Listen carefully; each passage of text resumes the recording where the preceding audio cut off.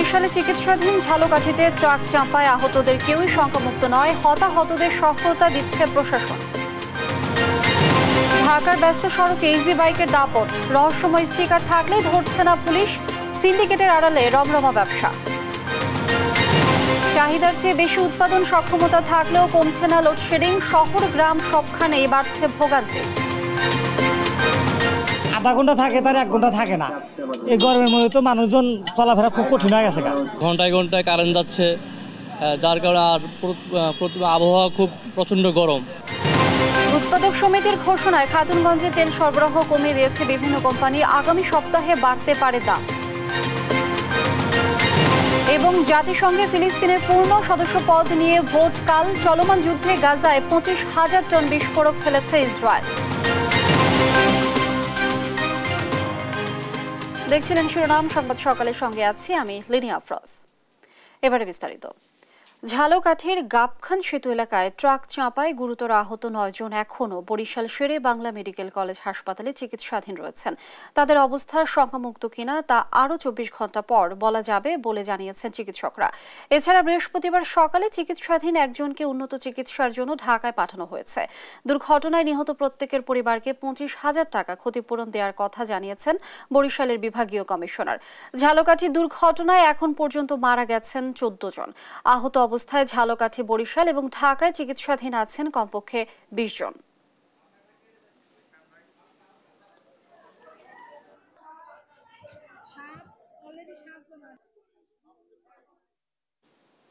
তো আমার বাবা সেই লাগে অসুস্থ ছিল, কিন্তু আমি একটা এমবিএস ডাক্তার, ভালো একজন ডাক্তার এখানে পাই না। আমি নার্স পাই, এরাই সেবা যত্ন দেয়। এরা 2 ভাই যাইতেছিল এর বোন লইয়া, আমার বাইর বলে ঢাকা রওনা দিয়ে যাইতেছিল। তারপর আমার খালা ছিল, সে ঢাকা হাসপাতাল, আর আমার এর মেয়ে আর বউ এরা মারা গেছে জায়গায়। ঝালকাঠিতে দুর্ঘটনায় আহতদের চিকিৎসা চলছে বরিশাল শেরে বাংলা মেডিকেল কলেজ হাসপাতালে। তাদের বর্তমান পরিস্থিতি জানাতে সরাসরি যুক্ত হচ্ছেন সহকর্মী শফিক মুন্সি। শফিক যুক্ত হচ্ছেন আমাদের সঙ্গে। শফিক, আহতদের এখনকার অবস্থা সম্পর্কে আমাদের জানাবেন। লিনিয়া, আমি এখন কিন্তু আছি যে বরিশাল শেরেবাংলা মেডিকেল কলেজ হাসপাতালের 4র্থ তলায় সার্জারি বিভাগের পুরুষ ইউনিটে আছি, এবং এখানে কিন্তু এখন 7 জন আসলে আহত পুরুষ ব্যক্তি তারা চিকিৎসাধীন রয়েছেন। এছাড়া কিন্তু আরো 2 জন নারী বরিশাল শেরেবাংলা মেডিকেল কলেজ হাসপাতালের সার্জারি এবং অর্থোপেডিক্স বিভাগে চিকিৎসাধীন রয়েছে। আমরা এখানে আসার পর রোগীর যে স্বজন তাদের কাছ থেকে এক ধরনের বক্তব্য পেয়েছি এবং হাসপাতাল কর্তৃপক্ষ তাদের কাছ থেকে এক ধরনের বক্তব্য পেয়েছি। এই রোগীর যে স্বজন তারা কিন্তু দাবি করছে যে গতকাল তারা এখানে ভর্তি হবার পর থেকে এখন পর্যন্ত তাদের চাহিদা মাফিক যে চিকিৎসা সেটা কিন্তু তারা আসলে পাননি। অনেকেই আসলে অভিযোগ করেছেন যে প্রয়োজনীয় যখন যে ওষুধপত্রাদি দরকার হয়েছে সে ব্যাপারে কিন্তু তারা কোনো সহযোগিতা পাননি, এবং একই সাথে যখন মানে দায়িত্বরত চিকিৎসকদের কিন্তু বারবার করে বিভিন্ন সময় ডেকেও আসলে তারা তাদের প্রয়োজন মাফিক পাননি।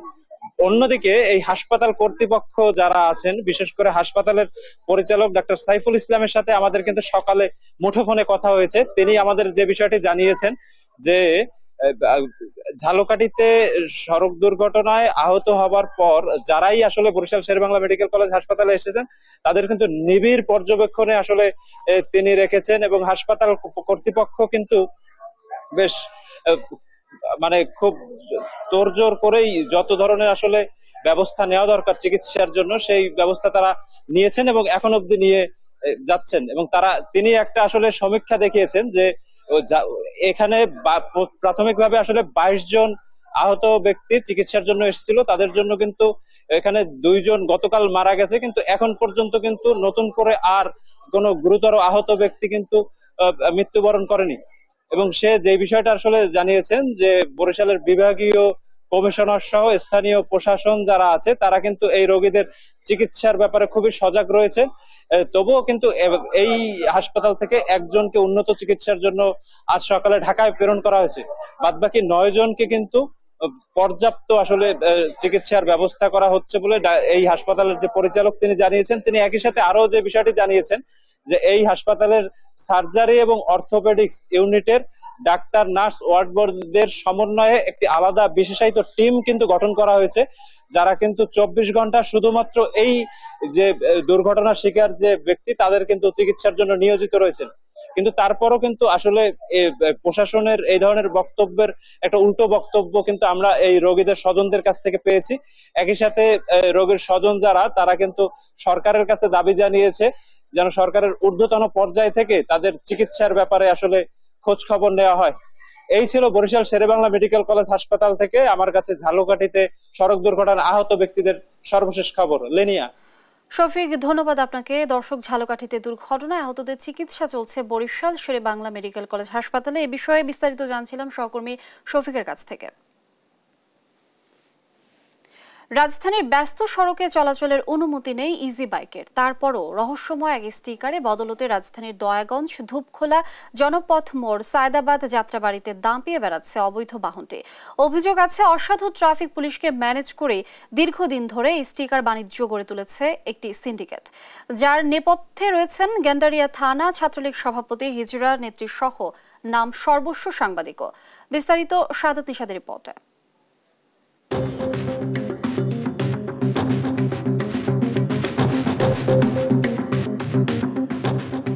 রাজধানীর ব্যস্ততম দয়াগঞ্জ মোড়ের চিত্র এটি।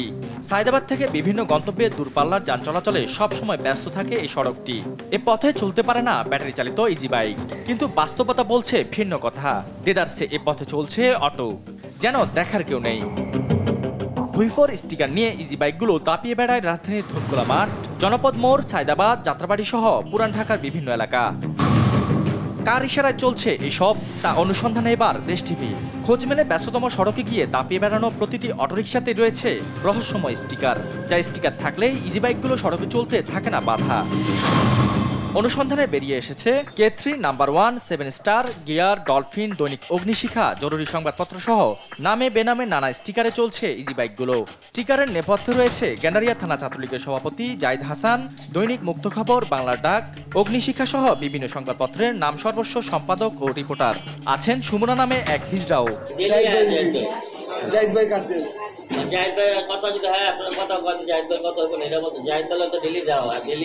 স্টিকার পেতে চালকদের প্রতি মাসে গুনতে হয় 1 থেকে 1,500 টাকা। অবশ্য স্টিকারের আড়ালে ঠিক কারা আছেন সেটি জানেন না চালকরাও। গ্যারেজ মালিকদের কাছে মেলে স্টিকার। আমরা আর কেউ চিনি না, আমরা গ্যারেজ মালিকের থেকে টাকা দেই, কাট নেই। গ্যারেজে দেওয়া যায়, লোক আছে, কাঠ মালিকের লোক আছে, ওরা দেওয়া যায় গ্যারেজে। কাঠ বিলি হলে সমস্যা, তাই রেখে ধরছি। সড়কে এসব অটোরিকশা বন্ধে নির্দেশনা থাকলেও গাফিলতি আছে খোদ ট্রাফিক পুলিশেরই। স্টিকার মালিকদের ফোন কলে ছেড়ে দেওয়া হয় অটো। গাড়ি যদি ধরে কাটালার ছাড়া দেয়, এবারে আর কিছু। এই কাটা আপনার না থাকলে আপনার গাড়ির দাম বেঁধে দেওয়া দেয়। কারা দেয়? পুলিশে। টাকা নিচে আমাদেরকে স্লিপও দেয় না, বলে যে 1200 টাকা দিলে স্লিপ দেব, আর না দিলে না দেব। ক্যামেরায় ধরা পড়ে ট্রাফিক পুলিশের সাথে কথা বলে আটক অটো ছাড়িয়ে নিচ্ছে স্টিকার সিন্ডিকেট চক্রটি। হাতে নাতে একজনকে ধরা হলেও পরে দৌড়ে পালিয়ে যান তিনি।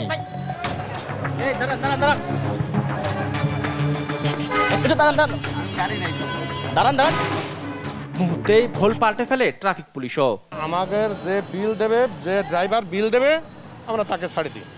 কিন্তু একটু আগে তো আমরা দেখলাম যে একটা যে কার্ড মালিকের লোক, সেটা আমার দেখার, আপনার থেকেই নিল, আপনার থেকে সেটা আমার দেখার বিষয় না। বিষয়টি জানা নেই বলে দাবি পুলিশের ঊর্ধ্বতন কর্মকর্তাদের। আপনার কাছ থেকে যে বিষয়গুলি আমরা জানলাম, বিষয়গুলি আমরা ডেফিনেটলি আমরা অনুসন্ধান করব, তদন্ত করব, এবং আমাদের কাছে খুব স্পষ্টতই নিউজ যে নর্মালি ব্যাটারি চালিত রিক্সা ঢাকা শহরের মূল সড়কগুলিতে চলতে পারবে না। এই পুলিশের এই কর্তা বলছেন, ইজি বাইকের স্টিকার সিন্ডিকেটের সঙ্গে কারো সংশ্লিষ্টতা পেলে কাউকেই ছাড় দেওয়া হবে না। সাদাত নিশাদ, দেশ টিভি, ঢাকা। দেশে চাহিদার চেয়ে 2000 মেগাওয়াট বেশি উৎপাদন সক্ষমতা থাকলেও কমছে না বিদ্যুতের লোডশেডিং। গরম এলেই শহর থেকে গ্রাম সবখানেই বেড়ে যায় সংকট। সাধারণ মানুষ বলছে, উন্নয়নশীল দেশে লোডশেডিং কোনোভাবে কাম্য নয়, আর বরাবরের মতোই লোডশেডিং কমে আসবে বলে আশ্বস্ত করেছেন পাওয়ার সেলের ডিজি মোহাম্মদ হোসাইন। বিস্তারিত নূপুর মাহমুদের রিপোর্টে। তীব্র গরমে যখন নাভিশ্বাস সাধারণ মানুষের, তখন প্রায়ই থাকে না বিদ্যুৎ, মাঝে মাঝে আসে। লোডশেডিং এর এমন চিত্র রাজধানী থেকে শুরু করে গ্রামগঞ্জেও। গরমে চাহিদা বাড়ে বিদ্যুতের, বছরে এপ্রিল থেকে জুন সর্বোচ্চ বিদ্যুৎ চাহিদা থাকে দেশে। তবে এবার গরমের শুরুতেই দেখা দিয়েছে তীব্র লোডশেডিং। শহরের চেয়ে গ্রামে এর মাত্রা বেশি। ঘন্টায় ঘন্টায় কারেন্ট যাচ্ছে, যার কারণে আর আবহাওয়া খুব প্রচণ্ড গরম। আল্লাহ বাতাস পানি হারে আল্লাহ সুস্থ থাকি, আর না তো অসুস্থ কারণ যদি না থাকে। আধা ঘন্টা থাকে তার 1 ঘন্টা থাকে না। এই গরমের মধ্যে তো মানুষজন চলাফেরা খুব কঠিন হয়ে গেছে। প্রতিদিনই দেশ জুড়ে তাপমাত্রার রেকর্ড ভাঙছে। আবহাওয়া অফিস বলছে গরম থাকবে আরো 5 দিন। ওভারঅল দেশের দক্ষিণাঞ্চলে তাপদাহ থাকবে, এমনকি 20 তারিখে পরে যে আমরা দেখতে পাচ্ছি যে এই এলাকা আরও বেড়ে যাবে তাপদাহ। সেক্ষেত্রে অনেক জায়গায় এর তীব্রতা বেড়ে যাবে এবং এর মাত্রা বেড়ে যাবে। সেক্ষেত্রে যেটা অনেক জায়গায় তাপমাত্রা 40-41 ডিগ্রি তাপমাত্রা ওঠার সম্ভাবনা আছে এবং দেখা যাচ্ছে যে এই মাসের প্রায় অধিকাংশ টাইম জুড়ে অনেক এলাকায় তাপদাহ থাকবে। বিদ্যুৎ বিভাগ বলছে আগামী সপ্তাহে বিদ্যুতের চাহিদা 16,000 মেগাওয়াট ছাড়িয়ে যেতে পারে। চাহিদা অনুযায়ী সরবরাহ করতে না পারলে লোডশেডিং আরও বাড়বে। আমাদের যদি সামনে আরও চাহিদা বাড়ে, আমরা উৎপাদনের সক্ষমতা রয়েছে এবং সেই অনুযায়ী গ্রাহকদের চাহিদা পূরণ করে গ্রাহকদেরকে একটা স্বস্তির অবস্থায় রাখতে পারবো, এটুকু আপনাকে আমি আশ্বস্ত করতে পারি। যদি কিছু লোডশেডিং করতে হয়, সেটা গ্রাহকদের সহ্য সীমার মধ্যেই থাকবে। স্থানীয় পর্যায়ে সক্ষমতার কোনো ঘাটতি আছে কিনা সেটি খতিয়ে দেখা হচ্ছে বলে জানান পাওয়ার সেলের ডিজি। এখন স্থানীয় কোনো যদি যান্ত্রিক ত্রুটি, বৈদ্যুতিক ত্রুটির কারণে হয়, সেগুলো আমি দেখব বলছি আপনাকে। সুতরাং যেন শুধু এই সময়টায় নয়, আগামী দিনগুলো যেন গ্রাহকরা একটা স্বস্তির অবস্থায় থাকে, আমরা সর্বাত্মকভাবে সেই দিকে নজর দেব। গ্রাম আর শহরের সাধারণ মানুষ চান এই তীব্র গরমে একটু স্বস্তি আর নিরবিচ্ছিন্ন বিদ্যুৎ সরবরাহ। নূপুর মাহমুদ, দেশ টিভি, ঢাকা। আন্তর্জাতিক বাজারে সয়াবিন তেলের দাম কম থাকলেও বাড়ছে দেশের বাজারে। নতুন করে সয়াবিন তেলের দাম বৃদ্ধির ঘোষণায় আবারও অস্থির হয়ে উঠতে শুরু করেছে ভোজ্য তেলের বাজার। এতে ক্ষুব্ধ ক্রেতা সাধারণ। অর্থনীতিবিদরা বলছেন, ব্যবসায়ীদের অতি মুনাফা লোভী চিন্তার কারণে দেশে বাড়ানো হচ্ছে দাম। মাজহারুল ইসলামের রিপোর্ট। সরকারের সাথে আলোচনা ছাড়াই ভোজ্য তেলের দাম বৃদ্ধির ঘোষণা দেয় মিল মালিকদের সংগঠন Bangladesh vegetable oil refiners and vanaspati manufacturers associations. যদিও এর পরেই তা নাকচ করে দেন বাণিজ্য প্রতিমন্ত্রী। বুধবার সরজমিনে বাজারে গিয়ে দেখা গেছে আগের 163 টাকা লিটার দামে বিক্রি হচ্ছে সোয়াবিন তেল। দাম বৃদ্ধির ঘোষণার কোনো প্রভাব পড়েনি তেলের বাজারে। সকাল থেকে রাজধানীর কারওয়ান বাজার এবং মোহাম্মদপুর কৃষি মার্কেট ঘুরে পূর্বের দামে তেল বিক্রি করতে দেখা গেছে ব্যবসায়ীদের। তবে তাদেরকে নতুন দামের ব্যাপারে জানিয়েছে কোম্পানিগুলো। ঈদের পরে যে মাল আমাদের ঘরে ছিল, এটা আগের দামে বিক্রি করতেছি। এই পর্যন্ত আমরা আগের দামই, আর নতুনটা যখন আসবে তখন নতুন দামে বিক্রি করবো। তেল কোম্পানিগুলোর রেট বাড়াবে বলতেছে আর কি, এখনো তেল দাম বাড়ায় নেই, এখনো পর্যন্ত আমাদের কাছে কোনো নিউজ আসেনি। প্রত্যেকটা কোম্পানি আমাদেরকে জানাইছে লিটারে হয়তো 10 টাকা ওনারা আবেদন করছে, হয়তো 8 টাকা করে বাড়তে পারে। তো আমরা এখনো আমাদের আগের রেটের মাল আছে, ওগুলোতে এমআরপি কম, আমরা ওইভাবেই বিক্রি করতেছি। হঠাৎ তেলের দাম বাড়ানোর ঘোষণায় ক্ষুব্ধ প্রতিক্রিয়া দেখিয়েছেন ক্রেতারা। মজুত থাকার সত্ত্বেও যদি দোকানিরা দাম বাড়ায়, তো এই জিনিসটা তো আমাদের জন্য এফোর্ডেবল হবে না আর কি। সয়াবিন তেলের দাম আগে বেশি আসলে এখন আরো 10 টাকা করে বাড়ায় দিছে। মরার উপরে খাড়ার গায়ে, এখন বর্তমানে চলাটাই খুব কষ্টকর হয়ে যাচ্ছে। তেলের দাম তো এমনিতেই বাড়তি, তার উপরে যদি 10 টাকা বাড়ায়, এটা আমাদের উপর আর একটা বাড়তি বোঝা চাপিয়ে দেওয়া হলো আর কি। আন্তর্জাতিক বাজারে তেলের দাম কম থাকলেও দেশীয় বাজারে বৃদ্ধির পরিকল্পনাকে ব্যবসায়ীদের অতি মুনাফালোভী চিন্তাকে দায়ী করছেন অর্থনীতিবিদরা। তারা বলছেন, সরকার ঈদের আগে যে ভ্যাট কমিয়েছিল, সেই সুযোগে ব্যবসায়ীরা আগেই পর্যাপ্ত পরিমাণে মজুত করে রেখে সরকারের সাথে দেন দরবার করছেন, যা মূলত সাধারণ মানুষকেই বিপদে ফেলবে। এই মুহূর্তে আন্তর্জাতিক বাজারে দাম কতটুকু ভোজ্য তেলের, সেটা একটু দেখতে হবে। যতটুকু তথ্য রয়েছে ততটুকু থেকে জানা যাচ্ছে যে আসলে আন্তর্জাতিক বাজারে তেলের দাম বাড়েনি, বরং এই যেমন স্থিতিশীল রয়েছে এবং একই সঙ্গে দামটা একটু নিম্নমুখী, যাতে খুচরা ব্যবসায়ীরা কোনো রকম সংকট তৈরি না করে এই মুহূর্তে, সেটা একটু নজর দিতে হবে। বিশ্বব্যাংকের মার্চ মাসের তথ্য অনুযায়ী জানুয়ারি মাসে আন্তর্জাতিক বাজারে প্রতি টন সোয়াবিনের দাম ছিল $971, ফেব্রুয়ারি মাসে $912। গত 2 বছরে বিশ্ব বাজারে সোয়াবিন তেলের দাম কমেছে প্রায় 52%, সেখানে দেশের বাজারে কমেছে মাত্র 17%। মাজহারুল ইসলাম, দেশ টিভি, ঢাকা। দুদিন আগেই সয়াবিন তেলের দাম লিটার প্রতি 10 টাকা বাড়ানোর ঘোষণা দেয় উৎপাদক সমিতি। চট্টগ্রামের খাতুনগঞ্জে আগের দামে তেল বিক্রি হলেও বিভিন্ন কোম্পানি সরবরাহ কমে দিয়েছে। কবে নাগাদ নতুন দামে বিক্রি হবে এমন প্রশ্নে স্পষ্ট করে কিছু বলছেন না পাইকাররাও। চট্টগ্রাম থেকে একেএম নাজিমের তথ্য ও চিত্রে ডেস্ক রিপোর্ট। গত সোমবার Bangladesh vegetable oil refiners and vanaspati manufacturers অ্যাসোসিয়েশনের এক সংবাদ বিজ্ঞপ্তিতে সয়াবিন তেলের মূল্যবৃদ্ধির ঘোষণা দেওয়া হয়, যদিও তার কিছুক্ষণ পরেই বিষয়টি নাকচ করেন বাণিজ্য প্রতিমন্ত্রী। ভোজ্য তেলের দাম নিয়ে এমন সমন্বয়হীনতায় ক্ষুব্ধ সাধারণ ক্রেতা। বাড়াইলে আর কমে না এবং আমাদেরকে ওইভাবে কিনে খেতে হচ্ছে, আমাদের আয় বাড়তেছে না। তেলের দাম বাড়ার কারণে মানুষ কি আরো নার্ভাস অবস্থা ফিল করবে, এটা বাড়ানো এই মুহূর্তে উচিত হয় নাই। খুবই একটা যন্ত্রণাদায়ক, যেহেতু আমরা চাচ্ছি আমরা যাতে কম আয়ের লোক, আমরা কম খেয়ে আমরা যাতে একটু চলতে পারি। খাতুনগঞ্জের ব্যবসায়ীরা বলছেন সয়াবিন তেলের দাম বাড়ানোর কথা তারা শুনেছেন, কোম্পানিগুলো দাম না বাড়ালেও সরবরাহ কিছুটা কমিয়ে দিয়েছে। কোম্পানিরা এখনো ওভাবে আমাদেরকে এভাবে করে বলে নাই যে হয়তো বাড়বে, হয়তো কালকে থেকে বাড়বে, এরকম একটা চিন্তা ভাবনা আছে। মাল ডেলিভারি কম দিচ্ছে কোম্পানিরা, বিভিন্ন সব কোম্পানি এভাবে দিচ্ছে মালগুলো আমাদেরকে। না আজও কোনো নির্দেশনা দেয় নাই। আমি এখনো সয়াবিন তেলের রেট করছি 500 টাকা করে, আগে যেরকম 500 টাকা সিটি গ্রুপের এখন 500 টাকা রেট দিয়ে করছি। আজও আপাতত বাড়তে দেয় না, যদি সামনে বাড়ে তাহলে বাড়বে। ব্যবসায়ীদের কেউ জানিয়েছেন নতুন দামের সয়াবিন তেল এখনো বাজারে আসেনি, বাজারে আসলে বিক্রি করা হবে। এখন আগের ওভারে বেশি আছে, এখন নতুন মাল নিলে তারপর বলতে পারবো আমরা কতটুকু বিক্রি করতে পারি, কতটুকু নিতে পারি। এদিকে বুধবার ট্যারিফ কমিশনের এক বৈঠক শেষে জানানো হয় সয়াবিন ও পাম তেলের দাম আপাতত বাড়ছে না। নিউজ ডেস্ক, দেশ টিভি। ভয়াবহ বন্যা দেখা দিয়েছে সংযুক্ত আরব আমিরাতে। প্লাবিত হয়েছে দুবাই বিমানবন্দর। এতে বিশ্বের অন্যতম ব্যস্ত বিমানবন্দরে অর্ধশতাধিক ফ্লাইট বাতিল হয়েছে। ঢাকা থেকে দুবাই ও শারজাগামী অন্তত 9টি ফ্লাইট বাতিল হওয়ায় বিপাকে বহু যাত্রী। শাহজালাল বিমানবন্দর কর্তৃপক্ষ বলছে আরও অনেক ফ্লাইট বিলম্ব হতে পারে। ফজলে আদিত্য রিপোর্ট। ভারী বর্ষণে সৃষ্ট বন্যায় প্লাবিত সংযুক্ত আরব আমিরাতের দুবাই ও শারজা বিমানবন্দর সহ আশেপাশের অনেক এলাকা। বলা হচ্ছে 72 বছরের ইতিহাস ভেঙেছে এমন বন্যা। দুবাইয়ের এই বন্যার রেশ পড়েছে বাংলাদেশ সহ দুবাইগামী বিভিন্ন দেশের ফ্লাইটে। ইউরোপ, আমেরিকা সহ বিভিন্ন দেশের ফ্লাইট পড়েছে শিডিউল বিপর্যয়ে। 20 থেকে 30 ঘন্টা ধরে বিমানবন্দরে অপেক্ষমান অনেকে। Other passengers just like me in this airport who have been waiting for 10 hours, 16 hours, some even for 24 to 30 hours. ঢাকার শাহজালাল আন্তর্জাতিক বিমানবন্দর কর্তৃপক্ষ বলছে দুবাই ও শারজা বিমানবন্দরে জলাবদ্ধতার কারণে ঢাকা থেকে এয়ার অ্যারাবিয়ার 5টি, এমিরেটসের 2টি ও ফ্লাই দুবাইয়ের 2টি ফ্লাইট বাতিল হয়েছে। এতে বিপাকে পড়েছে বহু যাত্রী। তোমার ক্যান্সেল হয়ে গেছে, শিডিউল কখন দিব আবার ওইটা বলে নাই আর কি। প্রথম বলছিল রাতে 2টায়, আমাদের ফ্লাইট ছিল সন্ধ্যা 6:45-এ। ও আমার টিকিট হাতে নেই, আমাকে এটা দিছে যে কাল সকাল 7টায় আপনার ফ্লাইট। দুবাই আমার প্রায় 9:45-এ ফ্লাইট ছিল, বাট এখন এসে দিকে ফ্লাইটটা ক্যান্সেল হয়ে গেছে। এখন দুবাইতে ফানি থাকার কারণে বলতেছে যে ফ্লাইটটা cancel. Bangladesh to Dubai, Dubai to Saudi Arab কোনো এখনো টাইম দেয় না, নির্দিষ্ট কোনো টাইম দেয় না। বলছে যে যদি ওই যোগাযোগ করার পরে যে কোনো একটা হয়তো সিদ্ধান্ত হবে। শাহজালাল বিমানবন্দর কর্তৃপক্ষ বলেছে যারা বিমানবন্দরে চলে এসেছেন তাদের থাকা খাওয়ার ব্যবস্থা করা হচ্ছে। ফজলে আদিত্য, দেশ টিভি, ঢাকা।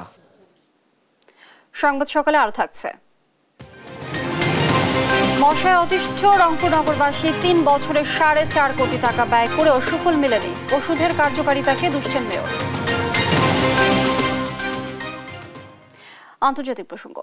ফিলিস্তিনের অবরুদ্ধ গাজা উপত্যকায় চলমান আগ্রাসনে 25,000 টন বিস্ফোরক ফেলেছে ইসরায়েলি বাহিনী। বেশিরভাগই AI প্রযুক্তি ব্যবহার করে ফেলা হয়, এমন দাবি করেছেন ফিলিস্তিনে নিযুক্ত জাতিসংঘের বিশেষ দূত ফ্রান্সিসকা আলবানিজ। বলেন উপত্যকায় ইসরায়েলি হামলায় প্রথম সপ্তাহেই নিহত হন 250 ফিলিস্তিনি। ঘনবসতি এলাকায় 2000 পাউন্ড বোমা ফেলা হয়। এদিকে ফিলিস্তিনের পূর্ণ সদস্য পদ নিয়ে জাতিসংঘ নিরাপত্তা পরিষদে ভোট হতে যাচ্ছে শুক্রবার। খসড়া প্রস্তাবটি পাশ হতে 15টির মধ্যে 9 দেশের সমর্থন প্রয়োজন হবে, তবে যুক্তরাষ্ট্র এতে ভেটো দিতে পারে বলে ধারণা করা হচ্ছে।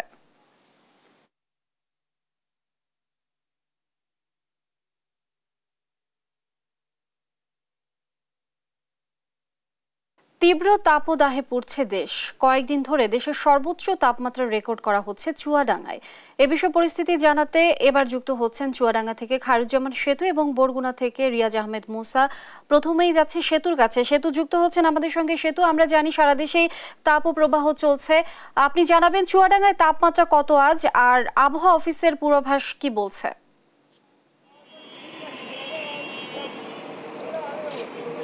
ধন্যবাদ লিনিয়া।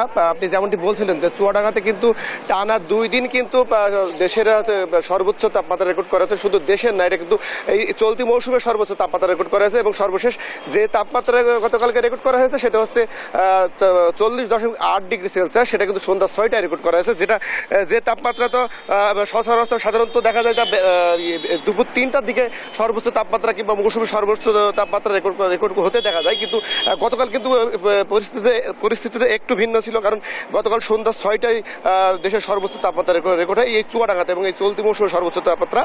আমি আরও জানিয়ে রাখি, সেটা হচ্ছে কিন্তু এই বেশ কিছুদিন ধরে চুয়াডাঙ্গাতে কিন্তু এই মাঝারি এবং তীব্র তাপদাহর ভিতরেই কিন্তু চুয়াডাঙ্গা জনজীবন চলছে আর কি। সব মিলিয়ে তাদের জনজীবন কিন্তু বিষিয়ে উঠেছে। বিশেষ করে দুর্ভোগ এবং কষ্ট পোহাচ্ছে কিন্তু খেটে খাওয়া দিনমজুর যারা নিম্ন আয়ের মানুষ।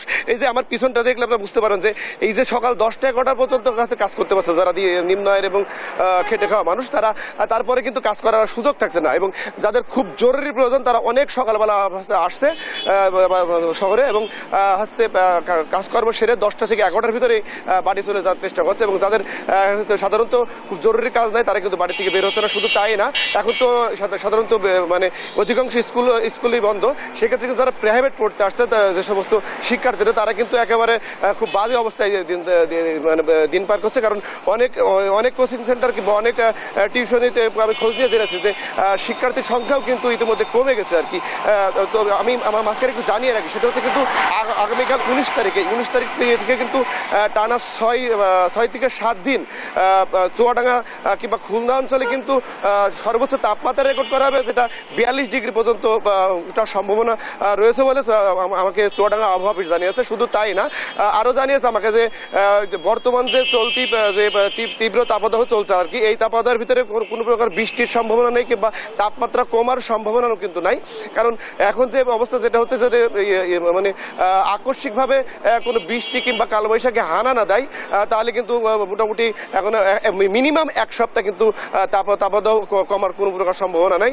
আমি আরও জানিয়ে রাখি, এই যে বর্তমানে যে তাপদাহ চলছে এই তাপদাহে কিন্তু যারা সাধারণ মানুষ আসে কিংবা পথচারী আছে তারা কিন্তু ফুটপথের এই যে শরবত কিংবা দেখা যাচ্ছে ঠান্ডা পানি খেয়ে একটু স্বস্তি নেওয়ার চেষ্টা করছে, কিন্তু খুব বেশি যে স্বস্তি হচ্ছে তা কিন্তু না। তবে এতে কিন্তু হচ্ছে পেটের পীড়া বেড়ে যাওয়ার সম্ভাবনা রয়েছে বলে আমাকে চিকিৎসকরা জানিয়েছে। এই ছিল চুয়াডাঙ্গা থেকে সর্বশেষ। আমি এখন চলে এসেছি বরগুনায়। সেখানে রয়েছে আমাদের সহকর্মী রিয়াজ আহমেদ মুসা। আপনি জানাবেন যে এই যে তাপদাহ চলছে আর কি, মোটামুটি সারা দেশেই চলছে, তো আপনার কোন করে এই তাপদাহর কি অবস্থা একটু জানাবেন এবং জনজীবন কেমন মানে দিন পার করছে? ধন্যবাদ সেতু। আপনি যেমনটা বলছিলেন যে সারা দেশে যেমন তাপ প্রবাহ বয়ে যাচ্ছে তার ব্যতিক্রম কিন্তু বরগুনায় নয়। কিন্তু আমি আপনাকে একটি বিষয় জানিয়ে রাখি যে চুয়াডাঙ্গার যে তাপমাত্রার যে সেলসিয়াসের প্যারামিটার, সেই প্যারামিটার কিন্তু বরগুনার উপকূলীয় জেলা বরগুনায় তেমন একটা না থাকলেও কিন্তু বরগুনার যে আবহাওয়া সেই আবহাওয়ার সাথে সাধারণ মানুষ যেমন স্বস্তিতে থাকে, কিন্তু এখনকার গড় আবহাওয়া 33 থেকে 34 ডিগ্রি সেলসিয়াস থাকলেও সেটা কিন্তু অনুভূতির মাত্রা কিন্তু 40 ডিগ্রি ছাড়িয়ে যাচ্ছে এবং যে কারণে কিন্তু সাধারণ মানুষের মধ্যে অস্বস্তি কাজ করছে এবং প্রতিদিন কিন্তু বরগুনা সদর হসপিটাল রোগীর সংখ্যাও কিন্তু বাড়ছে।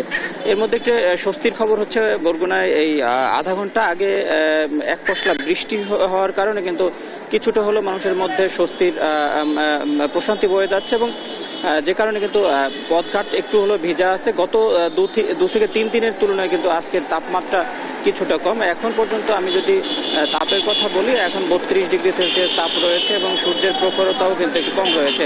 এদিকে এই তীব্র গরমের মধ্যে কিন্তু বারবার লোডশেডিং হচ্ছে, যে কারণে কিন্তু মানুষের ভোগান্তি আরও দ্বিগুণ হচ্ছে এবং সবথেকে বেশি ভোগান্তির মধ্যে পড়ছে খেটে খাওয়া মানুষ, যারা রিক্সা চালক এবং দিনমজুর রয়েছে, যারা মাঠে ঘাটে কাজ করে, তারা কিন্তু সবথেকে বেশি কষ্টের মধ্যে রয়েছে। আমরা বরগুনা সদর হসপিটালে ঘুরেছি, সেখানে আমরা দেখেছি যে ডায়রিয়া রোগীর সংখ্যা কিন্তু তীব্র থেকে তীব্রতর হচ্ছে। বরগুনা সদর হসপিটালে মাত্র 11 জন ডাক্তার দিয়ে প্রতিদিন হাজারের উপরে কিন্তু রোগী দেখতে হচ্ছে, যে কারণে কিন্তু ডায়রিয়া রোগীরা সঠিকভাবে চিকিৎসা পাচ্ছে না এবং বিশেষ করে নারী এবং শিশু রোগী কিন্তু প্রতিদিনই কিন্তু বাড়ছে এবং গত কয়েক বছরের তুলনায় কিন্তু সেই রেকর্ড কিন্তু ছাড়িয়ে যাচ্ছে বরগুনা সদর হসপিটালে। এই ছিল বরগুনা থেকে আমার কাছে সর্বশেষ। অসংখ্য ধন্যবাদ আপনাদের দুজনকে আমাদের সঙ্গে যুক্ত হবার জন্য। দর্শক, তীব্র তাপদাহে পুড়ছে দেশ, এ বিষয়ে বিস্তারিত জানাচ্ছিলেন সহকর্মীরা। আগুনে পুড়ল গাজীপুরে টঙ্গী বাজারে 4টি নিত্যপণ্যের গুদাম। এইসব গুদামে চাল, পেঁয়াজ, আলু সহ বিভিন্ন ধরনের খাদ্য সামগ্রী মজুত করা ছিল। খবর পেয়ে ফায়ার সার্ভিসের 5টি ইউনিট প্রায় 1 ঘন্টা চেষ্টায় আগুন নিয়ন্ত্রণে আনে। আগুনে হতাহতের কোনো খবর পাওয়া যায়নি। বুধবার রাতে টঙ্গীর সোনাভান মার্কেটের পাশের এই গুদামে আগুন লাগে।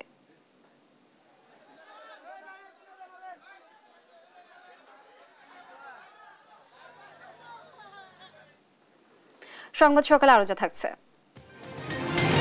ম্যান সিটিকে বিদায় করে উয়েফা চ্যাম্পিয়ন্স লিগের সেমিফাইনালে রিয়াল মাদ্রিদ আর্সেনালকে হারিয়ে তাদের সঙ্গী বায়ার্ন মিউনিখ।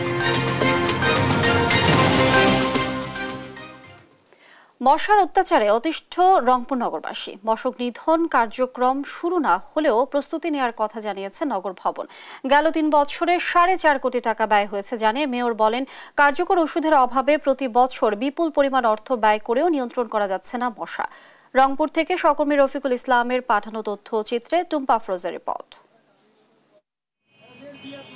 সকাল, দুপুর কিংবা রাত, বাসাবাড়ি বা অফিস পাড়ায় মশার কামড়ে অতিষ্ঠ নগরবাসী দিনের বেলাতেও ঘুমাচ্ছেন মশারি টানিয়ে। কয়েল কিট জ্বালিয়েও মিলছে না মুক্তি। নগরীর শ্যামা সুন্দরী আর কেডি খালে পানির প্রবাহ না থাকা এবং দূষণের সঙ্গে কচুরিপানা ভরা থাকায় এবার আগাম মশার উপদ্রব বেড়েছে। 2021-22 অর্থ বছরে 1,95,00,000 লাখ, 2022-23 অর্থ বছরে 1,25,00,000, 2023-24 অর্থ বছরে 1,30,00,000 লাখ সহ মোট 4.5 কোটি টাকা ব্যয়ে মশার প্রজনন রোধে কার্যক্রম চালালেও তা কাজে আসেনি নগরবাসীর। এখন দিনের বেলা মশারি টানে আমাকে থাকতে হয়। আমাদের এই নালাটা খনন করে না তো, নোংরা বেশি, এই জন্য আরো মশাটা বেশি। আর যে চুলকাইতে মানে কি চামড়া তুলে ফেলি, এত অসুবিধা, পাটাকে ছুলে গেছে। কয়েল 24 ঘন্টা থাকতেই হবে, নাহলে মশার অত্যাচার বসে থাকতে পারবেন না। এখন কেউ পরিষ্কার করে নাই এবং মশা মারার তো আমি কোনো দেখতেছি না, এখন পর্যন্ত দেখিনি। এই পরিস্থিতির জন্য শ্যামা সুন্দরী খাল আর কেডি খালকে দায়ী করছেন সিটি মেয়র। এখন আমাদের মশা তৈরির কারখানা হলো শ্যামা সুন্দরী খাল, কেডি ক্যানেল, এই দুইটা ক্যানেলের বাস্তবিক অর্থে যে কাজ যতক্ষণ পর্যন্ত হয়নি, মশার উপদ্রব কিন্তু আরো বাড়বে, কমবে না। ঔষধ প্রয়োগে স্থানীয় সরকার মন্ত্রণালয় থেকে সঠিক পদক্ষেপ না নেয়ার অভিযোগও করেন মেয়র। মিনিস্ট্রি থেকে একটা ট্রেডমার্ক বলে এই ওষুধটা আপনারা ব্যবহার করবেন, এই কোম্পানির এই ওষুধটা একটা চিঠি দিলে সবাই আমরা ওই ওষুধটা ব্যবহার করতে পারতাম। রাষ্ট্রের অর্থ ব্যয়ে জবাবদিহিতা নিশ্চিতের পাশাপাশি নগরীকে পরিষ্কার পরিচ্ছন্ন রাখার আহ্বান নাগরিক সমাজের প্রতিনিধিদের। আগামী মাসের মধ্যেই একদিকে সচেতনতামূলক, আর একদিকে হলো কেডি খাল এবং শ্যামা সুন্দরীকে পরিষ্কার পরিচ্ছন্নতা করা, আর একদিকে হলো পুরো শহরে যাতে মানুষের মধ্যে একটা সচেতনতা তৎপরতা তৈরি হয়, এই কাজটি করা, এবং অবশ্যই ওষুধটি যেন এই জনগণের ট্যাক্সের টাকার ওষুধ যেন বৃথা না যায়, সেদিকে নজরদারি করা উচিত। ডেঙ্গু ম্যালেরিয়ার প্রভাব বিস্তার রোধে মশার প্রজনন ঠেকাতে আগাম প্রস্তুতি নেয়ার তাগিদ চিকিৎসকদের। নিউজ ডেস্ক, দেশ টিভি।